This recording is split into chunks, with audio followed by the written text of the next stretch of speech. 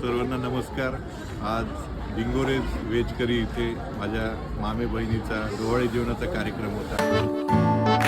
नवखीचा हुल केवल पाऊल, नवखीचा हुल केवल पाऊल, रुजलेला आणि कार्यक्रम आम्ही खूप एन्जॉय केला। इथलं जे ॲम्बियन्स होतं हे अतिशय छान होतं।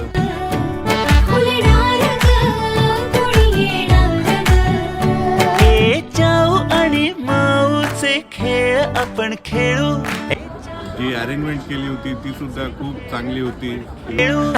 पितळीचे पण जेवणाची क्वालिटी तर सर्वात चांगली आहे।